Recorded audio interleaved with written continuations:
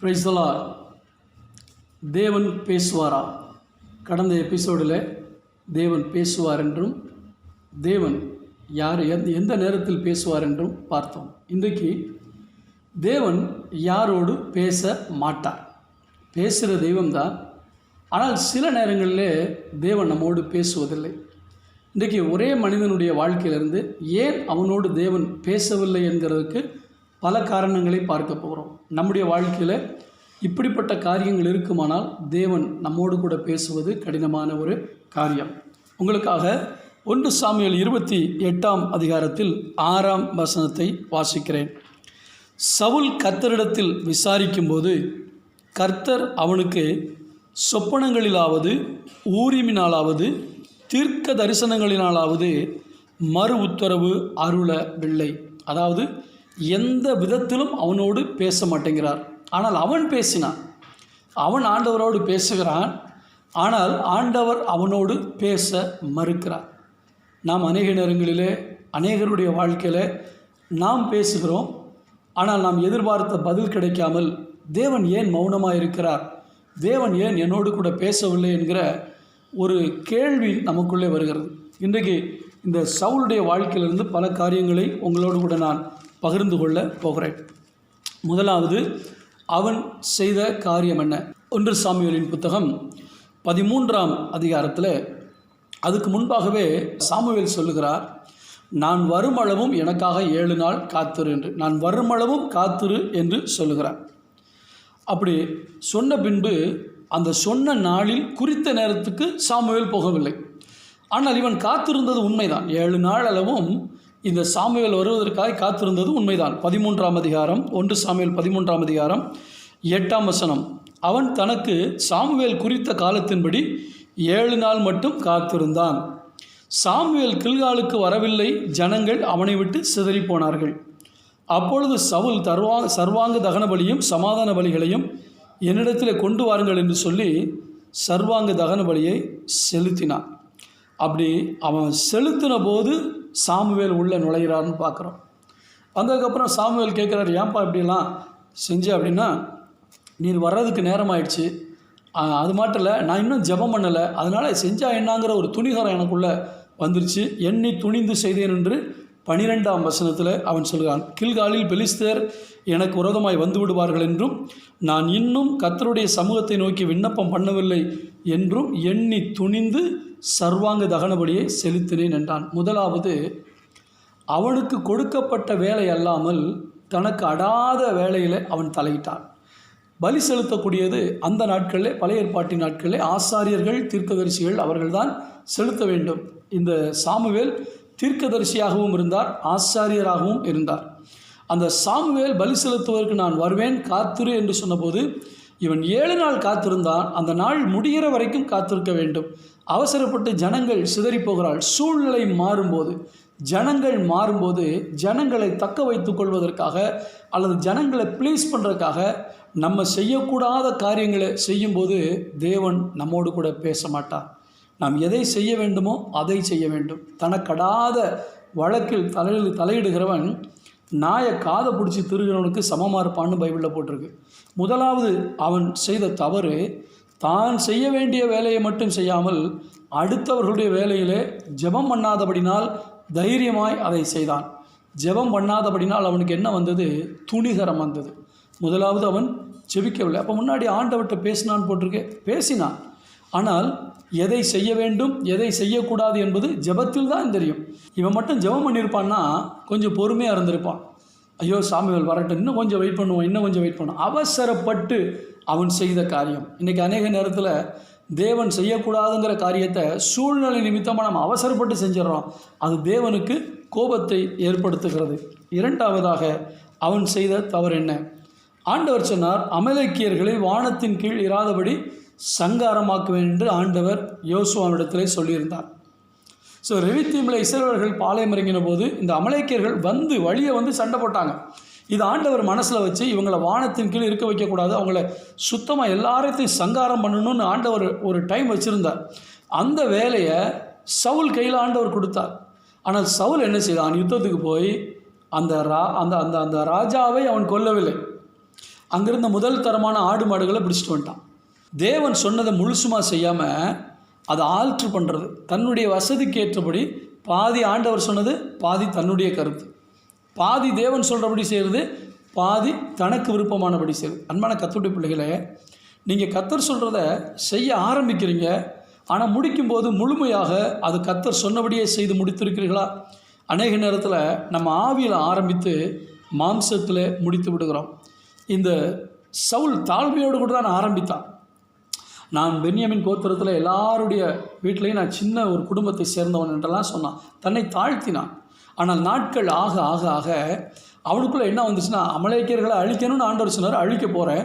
ஆனால் முற்றிலுமாக அல்ல, இவனுடைய வசதிப்படி இவனுடைய தேவைப்படி ஆண்டவருடைய வார்த்தையில் கலப்படத்தை ஏற்படுத்தினான். பாதி அவர் சொன்னதை செய்கிறது, பாதி தன் இஷ்டப்படி செய்கிறது. இன்றைக்கி அநேகருடைய வாழ்க்கையில், விசேஷமாய் வாலிபர்களுடைய வாழ்க்கையில் ஆண்டவர் விரும்புகிறபடி செய்ய ஆசைப்படுகிறார்கள், தங்களுடைய ஆசைகளையும் உள்ளே புகுத்தி கொள்ளுகிறார்கள். கல்யாண காரியங்களிலும் சரி அல்லது வேலை காரியங்களிலும் சரி, ஆண்டவர் பாதி நம்ம பாதி அப்படி கிடையாது. முற்றிலுமாக அவருடைய சித்தத்தின்படி நாம் செய்ய வேண்டும். அதனால் என்ன நடந்துச்சுன்னா, ஆண்டவர் சொல்கிறார் 1 சாமுவேல் 15ஆம் அதிகாரம் 11ஆம் வசனத்தில், நான் சவுலை ராஜாவாக்கினது எனக்கு மனஸ்தாபமாக இருக்கிறது, அவன் என்னை விட்டு திரும்பி என் வார்த்தையை நிறைவேற்றாமல் போனான். அப்போ ஆண்டவர் ஏன் அவன் கூட பேசலைன்னா, ஒரே நாளில் அவன் கூட பேசாமல் இல்லை, இப்படி படிப்படியாக அவன் தோல்வியை சந்திக்கிறான். முதலாவது, அவன் காத்திருக்கவில்லை, தனக்கு கட்டளையிடப்படாத வேலையை செய்தான். இரண்டாவது, தனக்கு கட்டளையிடப்பட்ட வேலையை முற்றிலுமாய் செய்யவில்லை, ஆண்டவருடைய வார்த்தையை புறக்கணித்தான், நிறைவேற்றாமல் போனான். ஆண்டவர் உங்கள்கிட்ட சொல்லி எதையாவது நிறைவேற்றாமல் இருக்கீங்களா? எனக்கு இப்போ முடியாத ஆண்டவரே, என்னால் செய்ய முடியாத ஆண்டவரே, எனக்கு வசதிப்படாத ஆண்டவரே, இதை செஞ்சால் 4 பேர் என்னை பற்றி என்ன நினைப்பாங்க ஆண்டவரே, எனக்கு ஏதாவது அவமானம் வந்துருச்சுன்னா என்ன பண்ணுறது ஆண்டவரே, இல்லை சௌகரிய குறைச்சல் வந்துருச்சுன்னா, பொருளாதார நஷ்டம் வந்துருச்சுன்னா என்ன பண்ணுறது ஆண்டவரேன்ட்டு ஆண்டவர்கிட்ட போராடிக்கிட்டே இருந்துட்டு அவருடைய வார்த்தைகளை நிறைவேற்றாமல் போகிறீங்களா? ஆண்டவர் சொல்கிற வார்த்தையை நிறைவேற்றணும். அது நமக்கு சில நேரத்தில் மான மரியாதை போகிற மாதிரி கூட இருக்கும். சில ஆண்டுகளுக்கு முன்பாக நான் ஒரு செய்யாத ஒரு காரியத்துக்காக மன்னிப்பு கேட்க வேண்டிய ஒரு சூழ்நிலை வந்தது. ஸ்தோத்திரம் உண்டாதாக. அப்போ என்னிடத்தில் ஒரு மூத்த போதகர் சொன்னார், நீங்கள் தப்பு பண்ணலைன்னு எங்களுக்கும் தெரியும், ஆனால் உங்கள் மேலே அவங்க மனஸ்தாபத்தில் இருக்காங்க, நீங்கள் போய் ஏன் ஒரு சாரி கேட்கக்கூடாது அப்படின்னா. தவறு செய்யாதவன் நான், ஆனால் அவர்கள் என்னை திட்டினார்கள். ஆண்டவர் சொன்னார், அவங்க ஊழியக்காரனுடைய சத்தத்தை கேட்டு நீ போய் ஒப்புரவாயிட்டு வா அப்படின்னாரு. நான் அங்கே போய் சாரி கேட்க போனேன். அவ்வளவு மன உளைச்சலில் போய் சாரி கேட்டேன். ஆனால் சாரி கேட்டுட்டு வந்ததுக்கப்புறம் எனக்குள்ள ஒரு பெரிய சந்தோஷம். அன்னையிலேருந்து ஆண்டவர் என்னை ஆசீர்வதிக்க ஆரம்பித்தார். சில நேரத்தில் ஆண்டவர் நம்முடைய வாழ்க்கையில் சொல்கிறது நம்முடைய ப்ரெஸ்டீஜ் எல்லாம் கொஞ்சம் போகிற மாதிரி கூட இருக்கும். சில நேரத்தில் கூணி குறுகி சில காரியங்களை செய்ய வேண்டியிருக்கும். ஆனால் ஆண்டவர் சொல்வார் என்றால் அதை முற்றிலுமாய் நிறைவேற்ற வேண்டும். சவுலோடு தேவன் பேசாமல் போனதுக்கு காரணம், தேவனுடைய வார்த்தையை அவன் நிறைவேற்றவில்லை.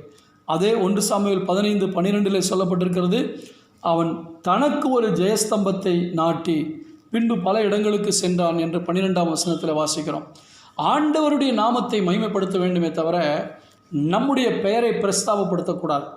இன்றைக்கி அநேக இடங்களில் நான் பார்க்கும் பொழுது, சில ஊழியர்களை பார்க்கும் பொழுது, இதை நான் சொல்கிறது உங்களுக்கு வேடிக்கையாக இருக்கலாம், என் மனசில் படுறதுனால சொல்கிறேன், ஃபவுண்டர் அண்ட் பிரசிடெண்ட் அப்படின்னு போட்டிருப்பாங்க. ஊழியம் கர்த்தருடையது, ஊழியத்தை தந்தவர் அவர். சில நேம் போர்டு தான் நம்ம வச்சுக்கிட்டது. ஊழியம் கர்த்தருடையது, ஃபவுண்டர் அவர், பிரசிடெண்ட் அவர். எந்த ஒரு சூழ்நிலையிலும் நமக்கு ஒரு ஜெயஸ்தம்பத்தை நம்ம பேருக்காக புகழுக்காக, நம்ம செத்தாலும் நம்மளை பற்றி பேசணுங்கிறதுக்காக எதையாவது சாதிச்சிட்டோன்னு நம்ம செய்யக்கூடாது. இன்றைக்கி அநேக தமிழகத்தில் பார்க்கும் பொழுது அநேகர் தங்களுக்கு ஜெயஸ்தம்பத்தை நாட்டி கொண்டிருக்கிறார்கள். அப்படிப்பட்டவர்கள் சொல்கிறார்கள், கர்த்தர் என்னோடு பேசினார், கர்த்தர் என்னோடு சொன்னார் என்று. ஆனால் அவர்கள் சொல்லுவதில் கிட்டத்தட்ட 90% காரியங்கள் நடைபெறாமலே போகிறது. எந்த கர்த்தர் சொன்னார் என்று நமக்கு புரியவில்லை. தனக்கு ஒரு ஜெயஸ்தம்பத்தை அவன் நாட்டினான், பொய் சொன்னான். 13ஆம் வசனத்தில் நான் கர்த்தருடைய வார்த்தையை நிறைவேற்றினேன் என்று சொல்கிறான். ஆண்டவர் சொல்கிறார் நீ நிறைவேற்றலைன்னு, ஆனால் இவன் சொல்கிறான், ஆர்கியூ பண்ணுறான், இல்லை நான் நிறைவேற்றிட்டேன் அப்படின்னு.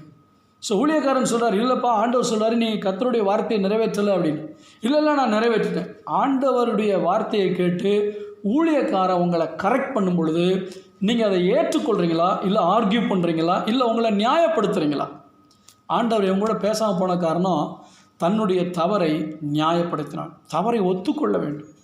எனவே நம்முடைய பாவங்களை மறைக்காமல் தேவனிடத்தில் அறிக்கை செய்ய வேண்டும். இத்தனை காரியங்களை இந்த சவுல் செய்தபடினால்தான் தேவன் அவனோடு கூட பேசவில்லை. இன்னொரு வசனத்தை வாசிக்கிறேன். 1 சாமுவேல் 18ஆம் அதிகாரம் 29ஆம் வசனம், 28, 29 வாசிக்கிறேன். கர்த்தர் தாவீதோடு இருக்கிறார் என்று சவுல் கண்டறிந்து கொண்டான். சவுலின் குமாரத்தியாகிய மீகாளும் அவனை நேசித்தாள். ஆகையால் சவுல் இன்னும் அதிகமாய் தாவீதுக்கு பயந்து தான் உயிரோடு இருந்த நாளெல்லாம் தாவீதுக்கு சத்துருவாயிருந்தான். பாருங்கள், கர்த்தர் தாவீதோடு இருக்கிறார்னு தெரிஞ்சு போச்சு. அப்போ தாவீது கர்த்தரோடு இருக்கிறான், கர்த்தர் தாவீதோடு இருக்கிறார். இப்போ நீங்கள் ஒரு ஆளோட தேவன் இருக்காருன்னு தெரிஞ்சால் என்ன பண்ணுவீங்க? அவங்கள நேசிப்பீங்க, அவங்களுக்கு மரியாதை கொடுப்பீங்க, அவங்கள மதிப்பீங்க. ஆனால் தத்துரூபமாக சவுலுக்கு தெரியுது கர்த்தர் தாவீதோடு இருக்கிறாருன்னு தெரிஞ்சும் அவன் எப்படி நினைச்சானா சத்துருவாய் நினைத்தான். இன்றைக்கி அநேக நேரங்களில் ஒருவருடைய செய்கை நமக்கு பிடிக்காமல் இருக்கலாம், ஆனால் தேவன் அவர்களோடு கூட இருப்பார் என்றால் நமக்கு பிடிக்காவிட்டாலும் அதை ஏற்றுக்கொள்ள வேண்டும். நம்முடைய போட்டி பொறாமையினால் அடுத்தவங்கள பகைக்கக்கூடாது. யோசேப்பினுடைய சகோதரர்கள் பொறாமையினால தானே பகைச்சாங்க. இங்கே பார்க்கிறோம், சவுல் தேவனுடைய மனுஷனாகிய தாவீதை பகைத்தான், சத்துருவாயினான். ஆண்டவர் சொல்லியிருக்கிறார், ஒருவரை ஒருவர் நேசியுங்கள், உன்னில் அன்பு கூறுவது போல நீ பிறனிடத்திலும் அன்பு கூற வேண்டும், அதனால தான் என்னுடைய சீஷர்கள் என்று எல்லாரும் அறிந்து கொள்வார்கள் என்று ஆண்டவர் சொன்னார். நேசிக்க வேண்டியவர்களை பகைத்தான். அன்பான தேவ பிள்ளைகளே, அன்பு கூறுகிற கடனே அல்லாமல் வேறொரு கடன் உங்களுக்கு வேண்டாம் என்று அப்போஸ்தலனாகிய பவுல் சொல்கிறாரே. எனவே எனக்கு அன்பான கர்த்தருடைய பிள்ளைகளே, வேதம் சொல்கிறது உங்களுக்கு அன்பு கூறுகிற கடனே அல்லாமல் வேறொரு கடன் தேவையில்லை என்று சொல்லி இதை நீங்கள் மனதில் வைத்துக் கொள்ள வேண்டும். தேவன் ஒருவரோடு இருக்கார். உங்கள் பாஸ்டரோட தேவன் இருக்கார், உங்கள் புருஷனோட தேவன் இருக்கார், உங்கள் மனைவியோட தேவன் இருக்கார், உங்கள் பிள்ளைகளோட தேவன் இருக்காருன்னு தெரிஞ்சும் அவங்கள்ட்ட போய் நீங்கள் என்ன செய்யக்கூடாது? பகையை வளர்த்துக்கிட்டு இருக்கக்கூடாது. இவ்வளவு காரியங்களை அவன் செய்து கொண்டே வந்தான். அடுத்தபடியாக முக்கியமான காரியங்களை சொல்கிறேன். மிக முக்கியமானது என்னென்னா, சூனியக்காரியை உயிரோடு கூட வைக்க வேண்டாம் என்று ஆண்டவர் சொல்லியிருந்தார், மோசேக்கு கட்டளையிட்டிருந்தார். அப்போ இதே சவுல் தான் என்ன பண்ணியிருந்தான்னா, எல்லா சூனியக்காரிகளையும் தேசத்தை விட்டு அவன் அகற்றியிருந்தான். ஆனால் ஆண்டவர் தன்னோடு கூட பேசவில்லை என்று 6ஆம் வசனத்தில் ஆரம்பத்தில் சொன்னேன் அல்லவா?